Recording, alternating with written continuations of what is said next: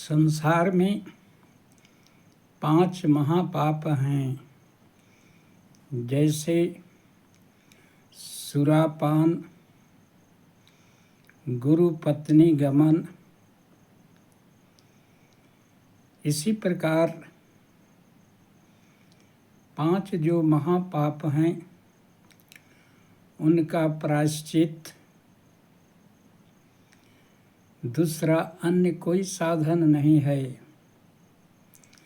भगवान नाम के समान पवित्र करने वाला संसार में दूसरा कुछ भी नहीं है और प्रायश्चित भी दूसरा कुछ नहीं है। इसलिए कहा गया है कि अजामिल उतना पापी था,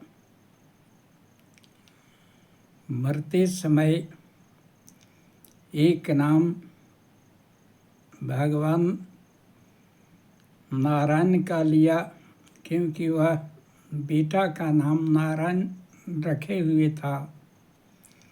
और यमराज जब लेने आए तो यमराज के दूतों को देख कर के डर गया और अपने बेटे को पुकारने लगा नारायण।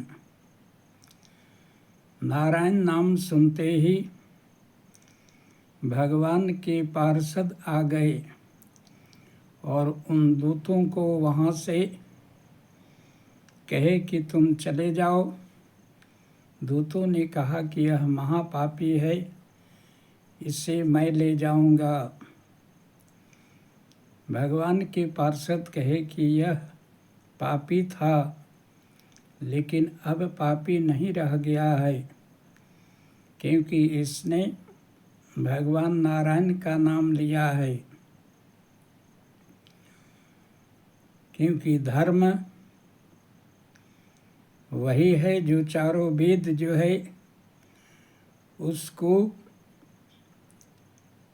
नियम बनाए हैं कि जो वेद को मानता है वही धार्मिक है, और जो वेद में लिखी हुई बातों को नहीं मानता है वही अधार्मिक है।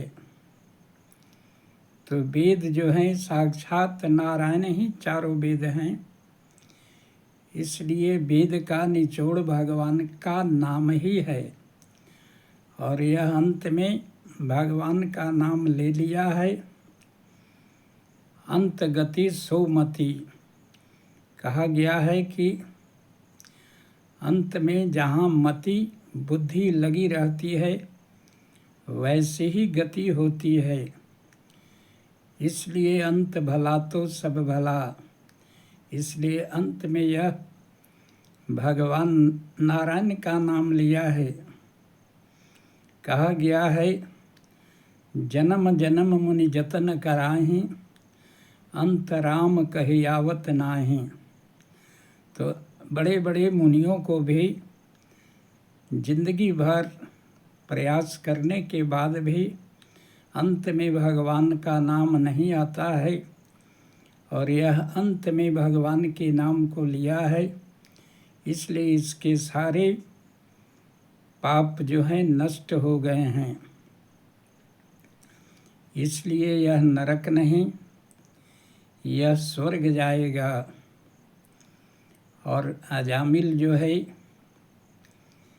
एक नाम लेने के कारण ही वह नरक न जाकर के स्वर्ग का जो है अधिकारी हो गया। इसलिए शर्त यही है कि नाम लेने के बाद और नया पाप न किया जाए।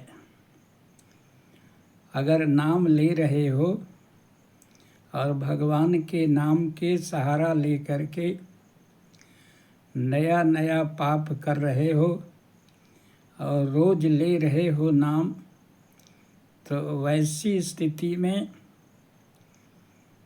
अपने आप को धोखा देना है कि हमारे प्रायश्चित हो जाएंगे और मैं मुक्त हो जाऊंगा। वैसी बात नहीं है। पाप करने के बाद व भगवान नाम लेने के बाद फिर नया पाप नहीं करना है, उसको बंद कर देना है, तभी यह काम करेगा।